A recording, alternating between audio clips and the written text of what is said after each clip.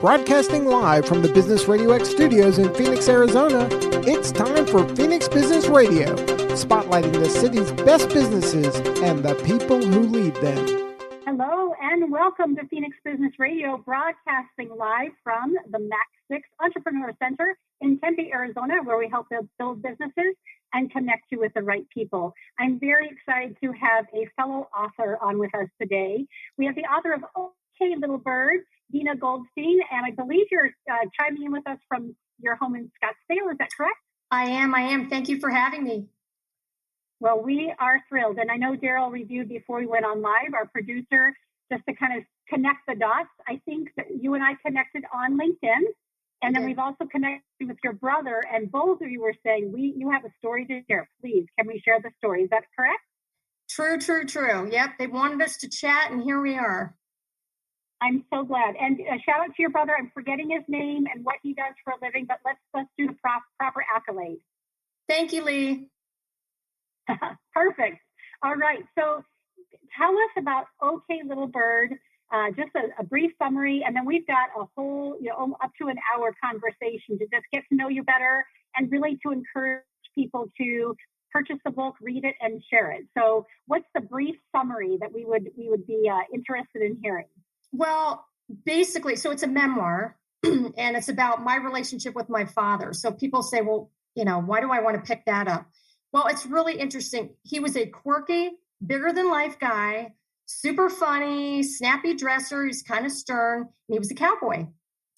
And we had a crazy fun relationship. I mean, sitting at the dinner table with us was like listening to banter like Abbott and Costello. And we just had this wonderful relationship. And then as he got older and we moved closer, he went through some health issues. I don't want to give a lot of spoiler alerts, even though I probably will end up giving some. And basically, the reader takes a bouncy ride from laughter to tears. You won't need a Xanax, but I'm told you go up and down. And basically, you go through this relationship of unconditional love. And then what happens when Little Bird is faced with her father's critical health issues and how we navigate situations that seem like they're not going to be okay. And then, by the way, everything happened amidst the COVID-19 backdrop. Oh, wow. Yeah. And you just published this book then, right? Within the last year? Yeah, actually, it's only been out about 10 weeks. Yeah, it just hit. Yay, I'm so glad we have you on when we do then. Okay, this is fantastic. So your father made his transition already. He did. And so basically what happened is, so I started writing the book from his group home, found out that he had about a day or so left. And I was sitting there by myself, and like everybody else on the planet, I had my phone, and you're being quiet and respectful. And I had some thoughts. And I started writing them down on the phone. I didn't want to forget them. And a year and a half later, I lifted my head up and I was like, oh my gosh, I think there's something here. And it's been about 7-8 months. I've been, in the process of putting everything together and just wanted to tell the story. It was an unforgettable bond with a bigger than life guy and kind of a universal thing, what we do in situations that we think are completely unbearable when you have no choice but to deal with it. But to show up, and show up hopefully with dignity and love and respect and hope. Obviously this is about your relationship with your father. Do you have a solid relationship, or did you have a solid relationship with your mom as well? Oh, absolutely. Yeah, we're very close. And my brother and sister, I have an older brother and sister. They were close with my dad as well. It's just my story. I was the baby of the family. And so I'm sure everybody knows, okay, baby of the family got away with everything. Close. Anyway. So, yeah, I mean, it was just this unusual, funny, quirky bond we had. I mean, we were playful, we bantered, and then later on, I would go to appointments with him and we would chat. I'd call him up, hey, Dad, how you doing? Fine, Deena. Hey, how's it going? I'm watching a movie. Why are you calling? To hear you breathe. Well, you did that yesterday. All right, then, bye. I mean, it was just like anybody else would have been offended, but for me, it was kind of fun. And I just was able to get under his skin in a way that nobody else was, because he had kind of a tough exterior. So horses got along with him great, but so Yeah, I can relate. I'm a number two of four kids. We're all about 4 years apart, two older girls and then two younger boys. And I'm kind of the black sheep of the family. I'm the one who does everything slightly different, maybe a little bit more flair and creativity. My dad, very analytical, very serious, and I could always make him laugh and just have had a different relationship. We all have a great relationship with him, but certainly unique and very special. He's in Tempe, not too far from here where we grew up. And that's so nice. And he's getting up in their years, right? So fortunate that his health is still good. And at the same time, I'm not prepared. Now, unlike you, I did not have a great relationship with my mom. My dad is the one who raised us. So yes, as I became a mom myself, I, was kind of trying to figure out, what does that look like for me? What parts of both of them do I want to take into my relationship with kids, and which parts would I rather just hang up and not carry that into the legacy, right? Well, it's interesting because usually somebody like you have this relationship with your mother that's quite different from your father. Like you were able to make him laugh. And there's something to that. There's a trust there. They let you in, what you can get away with pushing the envelope. And I definitely did the same thing. And so what's interesting, you may find that as your father gets older and everything, it might change the dynamic with you and your mother. It may not, I don't know. I mean, because when circumstances begin to change, so do relationships sometimes. Yeah, she's been gone for 12 years. Oh, wow. Okay. I didn't know. Yeah. And like you mentioned, when life serves you up, things that you don't think you can bear or you can handle, and you find ways to do it. I've recently gone through that with my ex-husband, and my dad was there through it all. And it's really had me look at relationships. Which ones do I want to nurture and hang on to? Which ones do I need to step away from? And which ones are worth making amends and cleaning up? So I look forward to reading OK Little Bird, because I have no doubt that there's a lot of snippets and wisdom in there. Have you always had the desire to write a book, or was this literally as you described it? You're sitting there, you had some time on your hands, you had a lot of thoughts and reflections about your dad, and you just started writing. But did you always know was there a nagging interest to have a book one day?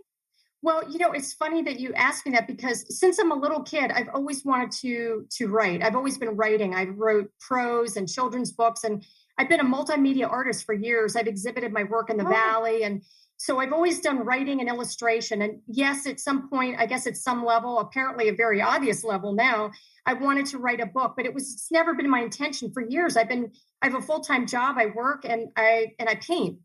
It never occurred to me. But sometimes when you have something happen to you that's so profound, and I'll tell you what was the impetus.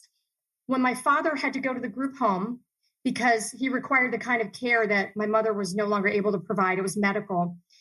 COVID hit. So I was able to see him for like 3 weeks. And then you know what it was like. Everything got shut down. So I'm one of a million stories where somebody can't get to their loved one. What do you do? I mean, so we're calling, you have a nurse hold up a cell phone, because even on a good day, it's hard to FaceTime somebody, right? With the technology. So I couldn't go there for a really long time. And about 6 weeks before he passed away, I got a phone call. Hey, Deena, you want to come down? I thought, oh my God, I thought I was going to explode. So of course, the first thing I did was, start putting together food, because you don't go to somebody without food. So even though I knew he probably wasn't going to eat it, it was okay. So I made him a sandwich, whatever, and I'd go, and he happened to have a patio off of his room. So the nurse said, drop it off at the front and walk around. And he has a screen door, and we'll talk like that. I'm like, okay, we're talking back, masks, when things were really, really bad. Yeah. So I follow her directive. I come around and I hear all this rustling, and the door's open, and I hear, Mark, your daughter's here. Do you want to see your daughter? And he knew I was coming. She says, 1 minute, Deena, he wants to get up to come see you. My father had not gotten out of bed. I mean, he was so weak. His muscles were not, so he asked to be put in the transport chair to come over to the window. I was overjoyed and wanted to die inside at the same moment, because that he would go through that kind of exertion to come see me. So I knew time was of the essence. They wheel him to the door. I can see I've got minutes, because he used every ounce of strength. Yeah. And he asked a few questions. I know I can't ask him how he's doing, because it's obvious, right? So these are moments that you have where you just say, I love you. I am so glad to see you. I missed you so much. I just wanted to lay eyes on you, Dad. And he just kind of nodded and everything. And then, I mean, that was kind of it. I could see him fading. And he said, okay, little bird. And that was it for me. Every time I tell that story, the hair goes up because at that moment, he said so much and so little. I've had a million nicknames, Monkey, some of them better than others, but not this. He had never called me this in his life. I was just going to ask. I assumed, of course, with the title, I was anxious to hear about, but this was the one and only time. And it was so profound. I knew at that moment something had changed, and it stayed with me. I didn't know what was going to happen. I didn't know how it was going to happen, but it stayed with me. And when I started writing that first day, I realized there was so much to tell.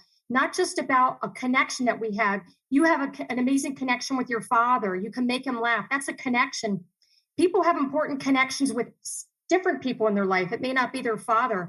What do you do with that connection when it changes for them? Suddenly not the same person they used to be. They can't necessarily give back to you or be as affectionate or, go out with you for a milkshake. Suddenly tables are turned. Maybe you're a little bit more of a caregiver and you're then providing that support. So as I navigated these waters, everything changed. And that's how the book was born. Incredible. And so you met him out on his patio while he was inside, screen door and masks between you, but you were outside in nature. Yes. Yeah, which I love. I just, clearly I wasn't there, but I'm picturing your dad with all the effort and energy it took to actually greet you and see you. You acknowledged that, gave him space to just, hey, we won't be long. But because you were outside, for him to say, okay, little bird, just, wow, I can imagine. I don't even know either of you, and I am deeply, deeply touched with your new thank nickname. you. It was chilling. I mean, the fact that I was sitting on this patio was beautiful. You could see mountains and, it's the Sonoran Desert, that kind of a look. And that's the first time I'm sure he was looking out his window, and I don't know how long. And it was just this weird thing that happened. And so it's just been a powerful thing for me. And can I ask what day or when he passed? How long has it been then? Yeah, so it's a little more than a year and a half. He passed June 22nd, 2020. Father's Day was the 21st. And I knew my dad didn't want to ruin Father's Day because he had a sense of humor. And so he was probably worried we were going to give him another Henley type shirt because he hated Henleys. And we, for some reason, always gave him Henleys. So he waited till the 22nd, which was really nice. And so, that's when he passed. Oh my gosh. And I will tell you, you made a comment before, your father's getting up in years and things like that. And you might know something's coming. You might prepare for something's coming. But when you're in the thick of it, it does not matter. It's like somebody poured ice water in your veins. Mm-hmm. It's just startling. Tell us about your father, early years. So you mentioned that you say he's a cowboy? Yes, cowboy through and through. And if you look at the cover, you'll see a guy walking off to the side. That's actually him with his cowboy hat. He had the belt, the hat, the whole 9 yards. We used to go out riding with him when we were little. And he just really connected with horses. And, up until his 70s, he was hoisting a 50-pound saddle on a horse. I mean, and I'll tell you a funny story, and this kind of gives you provenance to his personality. He had 80 pair of boots in his closet. I mean, I thought I had a lot of shoes, but I mean, he had them lined up, and there's actually a picture of it because one day I went in the closet. I'm like, I got to take a picture of this. But so one day he's at the stable, and this horse whisperer lady comes out. So I told you my dad could sometimes be kind of gruff. He was that's just who he was. So she's watching him with his horse, and she sits down, she turns to him, she said, so Mark, how is your relationship with Duke? My dad's like, fine. Well, do you ever have a problem with him? No. And he's looking at her like, woo. So they proceeded this conversation. I don't want to give it all away because it's in the book, but she proceeds to tell him that the way that he's communicating with the horse is problematic. You're swearing at your horse. The horse doesn't appreciate it. And you need to know. I mean, and so when he relayed the story to us, And he's like, really? I'm swearing at the horse. That's nice. So, okay, the horse lady's telling on me now. I believe this. I mean, it was just like these crazy antics. He was just always joking with people. People in Starbucks knew him. He'd sit down, they'd have his little pastry or whatever in his coffee. And he was a snappy dresser and he was funny. If you got him in front of a microphone, he just was always making people laugh. And if you could get past his unfiltered, sometimes grumbly exterior, there was just like this, just the softest, sweetest guy, and just a wonderful, wonderful guy. Was he able to, how long into his life was he able to ride horses? Was there a point in time where you mentioned him throwing the saddles up to quite late, but yeah, I'd imagine before having to go into the home, right, that he stopped riding? Actually, great question. A little bit before, he actually had a quintuple, I think it was a quintuple bypass. It might have been, wow. I don't know. Yeah, it was a quintuple. It was like an emergency thing. And after that, they said, sorry, no more horses. Well, for him, that was like removing a limb. He was beside himself. He could no longer ride horses. But how long was that surgery?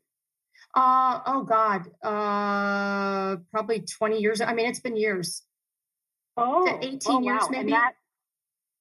So did you notice a shift? How did he cope with that? Oh, he was not happy. They got a dog, which became a companion, but he was going out every morning. Even when he began to be less frail, less balanced, he would go out and brush his horse and sit and kind of kibitz with the people at the barn. It was a place where he would go. He just loved being, if there was dirt and snorts and whinnies, he was the happiest guy. That's why I made sure to snort at the dinner table, but it never worked. But anyway, yeah, he loved that. And he stopped swearing. He stopped swearing at Duke. Did he ever stop swearing at Duke? We will never know the answer to that, Karen. But I'm pretty sure maybe not. Maybe not. Yeah. But so it was like he lost a piece of himself. I was so saddened by that I had an opportunity later on. One of my art clients, I did a custom piece for them and I had to drop it off, and they let me take him to go see the horse that was on their property. And it was like watching the most magical moment. It was like watching him return to his old self. And there were there's another instance, which I talk about in the book, but I just wanted to do, part of our relationship was wherever there was a void or an empty space, I just wanted to fill it. If he was left with some pain, I wanted to replenish it. I just never wanted him to have a moment of feeling anything other than joy. And so I tried to fill him up with, I bought him books on reading about horses. Do you want to go visit horses? No. Eventually I was able to engage him that way. But yeah, so he stopped probably about 10, 12 years before he actually passed away. And by the way, I should have got him a superhero cake because he had several cancer diagnoses, sailed through those. It's crazy. Wow. Miraculous. And how many siblings, how many of you are there? I have an older sister and an older brother. Okay. Yeah. Yeah. You said you're the baby. That's right. And you grew up here in Arizona? No, we actually grew up in Ohio. Oh. And I always make a joke. Have you ever heard of Dayton, Ohio? Sure. I used to say I wasn't dating in Dayton, so I left. But that's not important. That's my cheesy one-liner. But no, we grew up in Dayton, Ohio, and then we grew up in Miami, Florida, and then I lived in Chicago and Columbus and Cleveland, and we landed here. We actually moved here because we wanted to be close to my parents. I wanted my daughter to be raised with her grandparents. Yeah. Yeah. And your parents were here for how long? Oh, long time. I think they had already been here probably 15 years before. Actually, my sister moved. We basically, I always joke around. People always talk about cutting the cord. I'm like, I'm not cutting any cord. I have an extension cord. Thank you very much.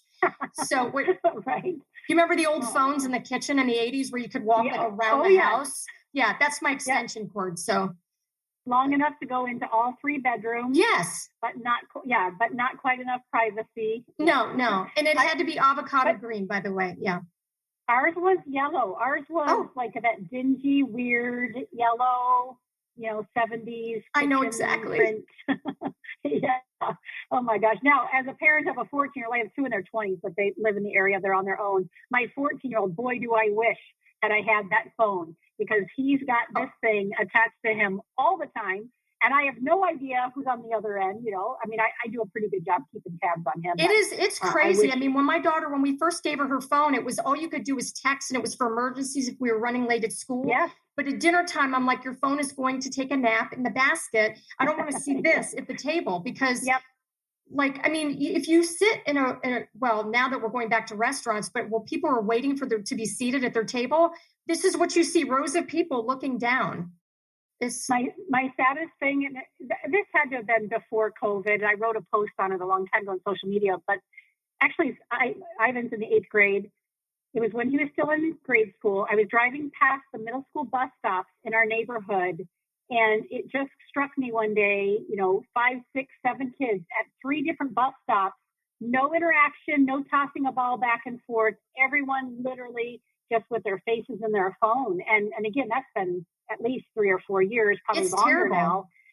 It is. And, and yet, as much as I am on him, I have to take it when he says to me, "Hey, Mom, how long have you been on your phone today?" Right, exactly. So I'm like, hold on, I'm texting. Right. Right. Guilty as charged. I do insist while we're driving to and from school, it's only a 10-minute drive. The rule is he cannot be on his phone. Like, let's just have a conversation. We're both so busy with sports and work and everything else. I just want to have a conversation. And I want you to ask me as many questions as I'm asking you. I love that. So we can, have that interaction. What do you hope that readers will gain in reading Okay, Little Bird? I mean, I already have a beautiful sense about your spirit, of course, your dad's spirit, the humor, the joy, and the connectedness. From a reader's perspective, as you went to publish this, what were your hopes and desires that we gain as we had a chance to interact with your life? I hope that readers laugh. I hope they learn that even in the darkest of times, you can experience joy. And I want them to feel inspired. Look, life's going to happen, and it's going to include all sorts of things that we love and things that we really don't want to deal with. And I want them to know that you can get through the unthinkable. One of the things that helped me cope with the loss of my father was a sense of humor that he not only left and instilled in myself, but in every member of our family. That humor helped me get through because you just don't have choices about certain situations. I mean, I remember him sitting at the table years before he passed away, and we joke about what we were going to serve at his memorial. Really? Do I have to talk about the quality of the pastries we're going to serve? Because, I don't want to do that. I don't even want to discuss this topic right now. So let's just talk about the weather. And that was me. I'm the weather girl now. And for years, I just didn't want to deal with it because I could not handle the thought of losing this man that was so much a part of me and raising me, and he was accepting, and he championed my spirit. And we all have somebody in our lives that it means so much to us. The goal is, I want readers to know not to try and make it up on the back end. Let people know every chance you get. I love you. You're great. I support you. Is there anything you need? And the other thing that's important is sometimes people present an exterior, but it doesn't necessarily represent who they are. We don't know what's going on. It's to not judge based on what happens. I mean, if I judged my father and every, grumbly, I don't want to do that, whatever, I would never have gotten to the soft side. And so I understood his upbringing was stern. He had a tough dad. And so that's probably going to be the reason why he is the way he is. We weren't supposed to chew gum in his car. That's not a huge offense. I might have done it a couple times, but back in the day when they had ashtrays in the car, you remember the flip up ashtrays? Oh, yes. We would put gum in there. Well, that was like bad. You just did not do that. Anyway, I mean, there were things, he had a lot of rules, but the goal is to embrace what you have and who you have. And like you said earlier on, you keep people in your life that are not toxic, people that champion you, that accept you. My father and I accepted each other unconditionally. And I just want people to be inspired. And I wanted to tell you a short story. When he was given a terminal diagnosis about 4 years prior to his passing, maybe sooner, I happened to be by myself with him at his house when he got that. And I have, like you, I could always make him laugh. There was never a moment of awkward silence. I did not know what to say. I'm sitting there, it's quiet, and he just gets this diagnosis. And I turned to him and I said, everything's going to be okay, Dad. And he looked at me and he said, you know what, Deena? Things are not going to be okay. And you can't tell people they're going to be okay. You know, these platitudes. He said, if you want to be here for me, just let me know that you're here for me.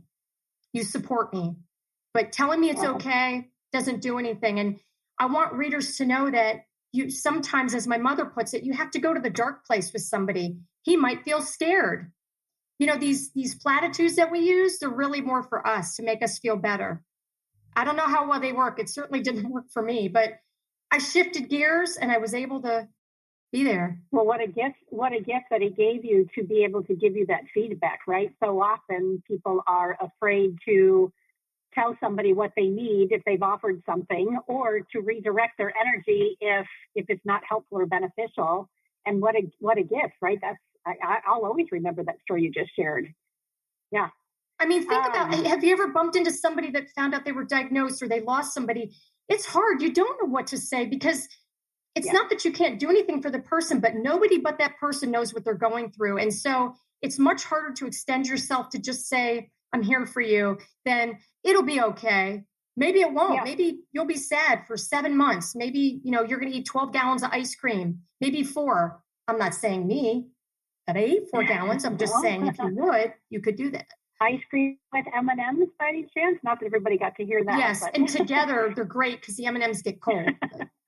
Yeah. Sidebar. So here's the other thing too. I'm thinking about this conversation for our listeners, right? When we're thinking about how do we show up for each other, I think the opposite is also true. When someone's going through a difficult time, as you and I both have been through, and I'm sure many of our listeners, even if we don't know what to say, I believe it's better to say that than nothing at all. And to be nervous or to withdraw or to be afraid that I'm going to say the wrong thing. Right. I think it's equally important, or maybe even more important, to say, hey, kind of like you said, or he said to you, hey, tell me you're here for me. I'm here for you.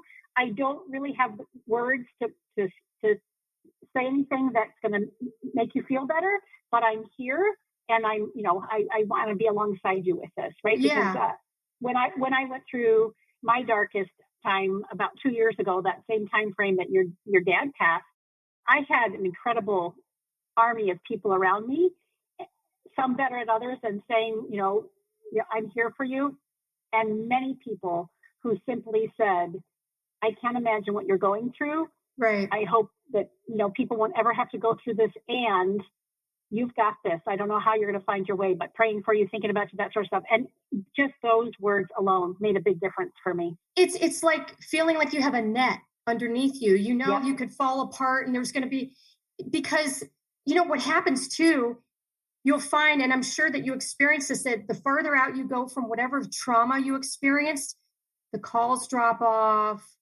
People think, you haven't changed. You still have these feelings, but the support starts to wane a little bit. Yep. And which is, in my case, I made sure that people stayed in touch, because then I knew it was my time to shift and start reaching out. I'm trying to put my earring back in, but I'm just going to take the other one off. You just roll with it. It's okay. So I'm curious, you knew he was getting ready to transition. You had already made the decision and were well into writing your book, right? How do you think you would have navigated this if you hadn't had the idea to jot this beautiful story, this love story down? I don't know. I mean, I had a lot of family members that were pretty concerned about how I would handle my father's passing. I honestly, I don't know. And I don't think I fully realized that I was grieving through the creation of the book till after it was released. And I will say one of the ways that I've coped, and there's a section in the book called Incoming One-Liners, because I told you he was a joke cracker, the humor. The very first time I had to go to the cemetery. Let's talk about this for a second. That is an odd experience. You go, you don't know whether to talk, look up, sit down, bring a sandwich. I mean, it's just, and there's no right or wrong, but it's strange. So I go out for the first time by myself, and, I'm kind of standing there, and we're Jewish. And so in the Jewish faith, you have a stone setting a year following the passing of your loved one, and they unveil it and whatever. Until that time, you're relegated to a little note on where you're located. So I walked up and there's this teeny little index card with his name and everything. And all I could think of is this incoming one-liner, my dad's voice going, "That's nice, 85 years old. And this is all I could do was stick a little index card in the ground. I'll be lucky if a bird finds me." And I started laughing and I looked up and I just kind of thanked him because his incoming one-liners, that sense of humor just courses through me all the time. And it's what helped me get through that moment and through every moment thereafter. The humor and the writing, and I did not, a lot of times, do you find this when people, sometimes when they go through a loss, they're posting on social media, because people do want that support. I never posted anything because it's such a private experience. I shared it with the people that were close around me. So there were many people that had no idea. And I refer to it in the book that I'm walking around, but it felt like I couldn't breathe. But if you saw me, maybe you wouldn't know because I just kind of dealt with it on my own. There's a quote in the book, something to the effect that, as I've always done in my life, I turn to myself to be a rock for my own self. I'm not wording it properly, but that's what I did. I just relied on myself because it was the best way that I knew how to get through. So yeah, and there are no rules to grieving, right? We all have our own way of doing it. Yeah, I was quite the opposite. When I went through my loss, I took to social media and talked about it through the whole experience. And that I don't suggest that for everybody. It was very raw, very vulnerable. And it's also how I show up in life and business anyway, and had for about 8 years before that. But I had to put some guardrails and safety nets in place to make sure that, one, I was telling my story and my ex-husband's story for myself first to heal. Two, that I was being respectful of his situation and everything and respecting our family. And then thirdly, if there was an opportunity to help others, that I was hoping that I would do that. So I had two very dear friends reading every post on our Caring Bridge page through those layers. Like, look, is this taking care of me? Is this taking care of Mike and being respectful of his life and his experiences and his family? And is there an opportunity for hope and healing for other people? And there was only one time they came back with a little comment that said, hey, you might want to think about pulling the sentence out. And they were right, and I did. But it was about a year and a half journey of sharing very openly the raw honesty around a suicide attempt that came out of nowhere. I mean, that's amazing. It's not only is it cathartic, it's amazing, and it's educational, because unless somebody sees that, you're so well respected in the community, for you to open up and share allows people the opportunity to maybe come to terms with things they've experienced in their lives and then talk about it, because sometimes things don't get spoken that need to be spoken. And to your point though, right? I suggest that everybody take to social media or Caring Bridge and air their dirty laundry or their pains or their trauma, whatever it is. I don't recommend that. I had done a lot of personal growth work for years. It was one of those, I'll call it a God moment, 3 days with my husband and being in a trauma intensive care unit. I woke up and the very first thing on my heart was, you will be telling this story as it's happening. And I thought, oh dear God, you can't ask me to do that. Like I want to go run and hide. I was flat. I was in a flat line, right? Yeah. Because I thought my husband was flatlining. But I listened to the call just like you did when you started writing down some of these thoughts and these stories and this beautiful relationship. And I'm so glad I did. I know for a fact that there are 8 people's lives that I've saved as a result of sharing my story. That's amazing. Yeah, 8. And it's crazy. And now I'm 2 years past. I've been divorced for a year. I'm finding my way as a single parent and, working past all the craziness that had happened before his suicide attempt. And because I still play a role in people's lives as a mentor or a guide or a companion, a leader, whatever, in the way that I show up on social media and in business, I'm now having to discern what's just Karen's and what is something that everybody else might be interested in hearing and learn from, right? So I'm at a new place in my life, and people have asked me, you need to write another book. I have a children's book, but you need to write this story. And so maybe we'll have to have coffee, real coffee, not just. I would love the fake coffee. Yeah, I'd be curious to get your take, especially because this book, right, is so important to you and so new and fresh, but you also have a lot of experience with writing in the past. So yeah, we'll have to make sure we schedule that. I would love that. I would love that. Yeah. I'll bring the M&Ms. Deal. I think what you did is miraculous and brave and courageous. And because I think the greatest thing in the world is to be completely real with people. There will be some that can't handle it and some that will. And you'll find, I find when I'm real and I'm open to sharing, like somebody said, are you worried? I think it was my husband said, do you realize you just put yourself out there? And it never occurred to me, because it's really about my father and about what an unconditional relationship looks like. It was really less about me. I never cared. Like, you put out what you were called to do. I felt the same way. I didn't have choice about it. Like, you didn't have a choice. Yeah. This had to go out there. And much like when I walk up to a canvas, if I'm feeling it, I'm going to do it. And so that became your canvas, and your canvas reached, inspired, and actually saved people. That is unbelievable. And so, yeah, I think you definitely got to do it again. I'll have to find I know it's in me. I keep asking and trusting that time will come. Do you have other ideas for books in you? Do you see that this might be okay? Yeah, tell us about that. The cogs are going. I absolutely love writing. I love it. I could sit down and do it. It's like going into a dark room. Have you ever developed film back in the day where you had to put on a reel? I did that in art school, and you'd go in and you come out like 6 hours had gone by. That's how it is when you're writing. When somebody asked me in a different interview, do you have any advice for somebody writing a book?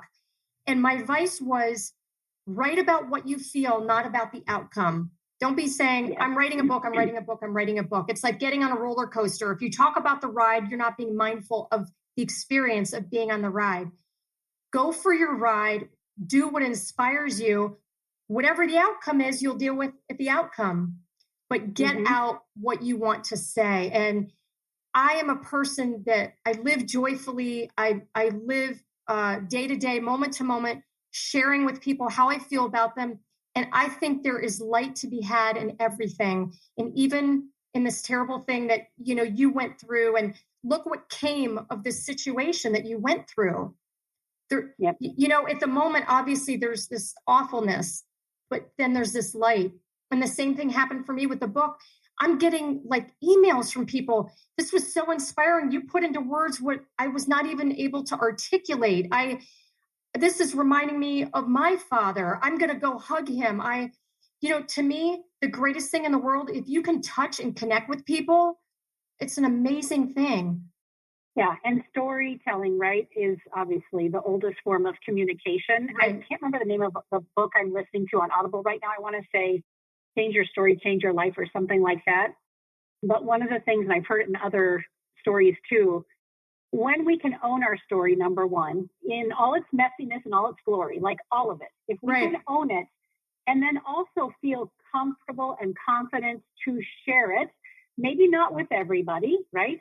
Or a handful of trusted people, without the apology, without the justification, just this is it, right? Then we can begin to make sense out of our lives, I believe. And that's what I think both of us are saying and sharing these stories. And to your point, when you're hearing from readers already with a few short months that's been out, for people to say, you put in words what I couldn't say myself, thank you so much. I'm guessing you're probably like, I simply was telling my story, and they found the fruit. They found the fruit in it for themselves. That's beautiful. It's so overwhelmingly touching to me. It brings me such joy. I mean, I've had people calling me, "Oh my God, Deena, I laughed so hard. I turned the page and then I was sobbing." That's why I made the Xanax joke. I don't want people to think they're going to need but it takes you on this bouncy ride of realness of what this entity was, this relationship. And by the way, the fact that toward the end of the book that it happens amidst the COVID-19 backdrop, 1 million people, you hear stories, their hands are up against the glass. I mean, I tell people there's always a way to stay connected to people. You have to think out of the box. So, we're winding down, thankfully, hopefully, with COVID, but if you're in a situation where somebody's isolated, never lose hope. Call, mail cards, show up and hold a sign, deliver food, just be present in their lives. There's a lot of ways to be present in somebody's life that don't involve necessarily being in front of them if you're not allowed. So that was a challenge too. I was feeling robbed of what little time I had left with my dad. And, all I wanted to do was put my head on his shoulder, like one more time. Cause I used to do that all the time. Like there's some words in there about the simplicity of that shoulder, and what that means, and I couldn't do it. And I wanted to be that shoulder for him. So I felt really lucky that toward the end, I was able to be in there with him, the last few days. So, but there's some funny stuff in there, I'll tell you. Crazy. I love that you say it's a bounty ride, which makes me think of trotting along on a horse. So I love it. Is that? I see the book behind you. Yes. Is it within reach that you could give us? Oh, good. So that's what it looks like. Yay! Okay, little bird. I love it. And what a gorgeous cover. Thank you. Where do we find the book? So the book is available on Amazon. Amazon actually sold out and had to reorder. It's the craziest thing. I'm telling you, I feel like I'm living in an alternate universe, but they're good now. But some people say, hey, where's my book? Well, they had a delay because they had to restock. So Amazon has it. Barnes & Noble has it. You can get it at any bookstore online. Book Baby, Target has them online. They're independent booksellers, like all the way across the country. I think there's a store in Massachusetts that has it. I mean, they're and I have a launch coming up April 30th with Bookman's locally. We're going to do a virtual launch, and pretty soon I'll have a teaser out. I can't really give any spoilers, but listen to you. Yeah, teaser thing. But anyway, so it's available. And they can go on my website, deenasart.com, and there's an author tab, and there's information about the book there as well. So DEENA, deenasart.com. So it's Deena plural, deenasart.com. Yeah. Perfect. And we'll have in the show notes, we'll have hyperlinks and everything for our listeners. Just for those listening not live, I want to make sure we have that. So it's been since 2010 that I wrote my children's book about urban acceptance. It's called Maddie Moonbeam's Garden. It was done in my daughter's likeness. I remember, and your children's books are published. Did you actually publish your other? No, I haven't. I would love to. I have 3 of them written, and I did the illustrations, but I haven't done anything with them. Is yours published? It's a Mom's Choice Award, National Award winning book, which that's is really amazing. Super cool. I didn't do the artwork. I hired somebody to do it. There's some things that I wish I had done differently, but I think, we could say that about any project or anything we put out into the world. But the reason why I mentioned my book is because when you were telling me where it's located, you're familiar with Changing Hands Bookstore in Tempe? Yeah. So I would strongly suggest that you see if you can do a book read and get your book in there. I think they would find it as a lovely book. I don't know what the procedures are or processes or pricing, but I think it's well worth it. And I remember when I published Maddie Moonbeam's Garden, one of the recommendations, and I don't know if this book's still around, I'll have to send you the link if I can find it. It was like the best ways and best places to sell your book besides bookstores. And it was one of the greatest. So I went to the Phoenix Zoo and I went to the Botanical Gardens. They carry copies of my book for a while. Oh my God, I love that. A lot of neat. I'll have to look for that link for you, Deena, and I'll see if I can find it, because there was very strategic ways that you can share your book in gift stores and, those kinds of places. Maybe I love out of the box that have totally out of the box. So I'll look for that and see if I can find it. I'm sure there's something similar, because this, to me, even just looking at the cover, a closer look at the cover, and hearing that he's, a cowboy and just the humor but also the seriousness and the tough guy thing and the beautiful cadence between the two of you, it really is a story for all ages and for anybody who's in any walk of life. So I am deeply appreciative of you spending time with us this morning and taking us up on the offer to come and share your story with us today. Oh, thank you, Karen. It's been so nice talking to you. And I'm grateful to share, and I'm inspired by your story and what you shared today. And I just think you're inspiring, period. So it's likewise. amazing. Well, we are definitely going to schedule that coffee in person. Yes. And yes. And tell us one more time, deenasart.com. That's information about, book. If you want to read, there's reviews on Amazon if people are interested to hear what other people said.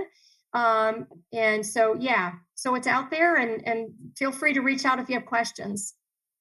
Yeah, and for the book launch, there'll be a virtual book launch on April 30th. There will be a virtual book launch. I'll have information on my website, and then also I'll be at Barnes & Noble on 90th Street on April 2nd doing a signing, and then April 25th at Barnes & Noble up at Desert Ridge as well. So some fun stuff. So good. Yes, if we don't already have the information for the virtual launch, if you can get that to either Daryl or I, we'll make sure Angie has it, and we can add it to the show notes as well. The April dates as well, too. Feel free to send us whatever. That way, when people come and listen to the podcast, and if they're in the area or not, in the case of the virtual connection, they'll be able to stay connected with you. It has been a pleasure. I look forward to staying in touch with you. And again, we're grateful for you being willing to share your Okay Little Bird story with us. You've been listening to Phoenix Business Radio, broadcasting today from my living room. But Daryl is at the studio at Max 6 Entrepreneurial Workspace, producing for us. And that's where we connect you with the right people and make sure that you continue to build your business. In this case, tell the world about the story that you've written. Some media leans left, some lean right. We lean business, and we lean books. Until next time, I'm Karen Nowicki. Thanks for listening.